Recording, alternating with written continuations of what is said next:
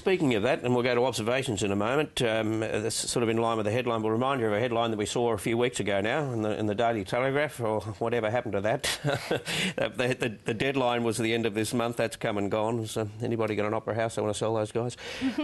Well, in this vein, my final observation is, unlike Harry Jenkins, Kevin clearly hasn't gone placidly, and I think it'll be interesting to watch over the summer. I think we can expect a few grenades from Kevin Rudd aimed at bringing down Julia Gillard's approval rating that has crept up a bit, and reminding Labor that its primary vote is still at 30%. And I think he'll also be reminding people that his name is Kevin and he is from Queensland, where they have their biggest problems. But is he there to help? We'll see how it goes at the National Conference. Keep an eye on Kevin. To help Kevin. Yeah, there was a debate at the beginning of the week in the Parliament on our deployment of Australian troops in Afghanistan and the war in Afghanistan. There was a bit of notice taken of it. I don't think there was enough, and I include myself in that. I think next year we're going to take a lot more notice of Afghanistan. I think the public opinion is against the war, and there will be pressure on the government to explain and defend the continued deployment. Nikki.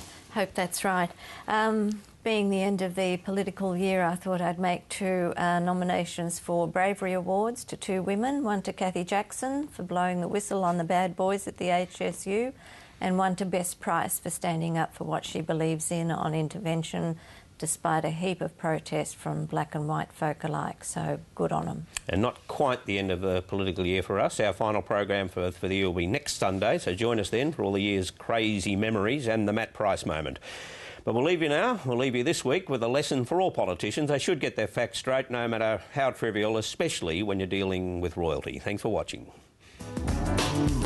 I also want to pay a particular tribute to Prince Frederick, who is fluent in 3 languages other than his own, has served in all 3 arms of the military, and has this remarkable distinction of running a marathon in 3 hours and 22 minutes. I'd like to put a quote in that my personal record in marathon is 3 hours and 6 minutes, but it's still okay.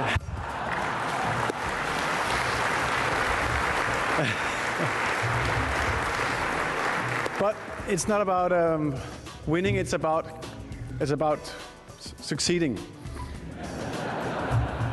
And this is what I've done 6 times in a marathon as well.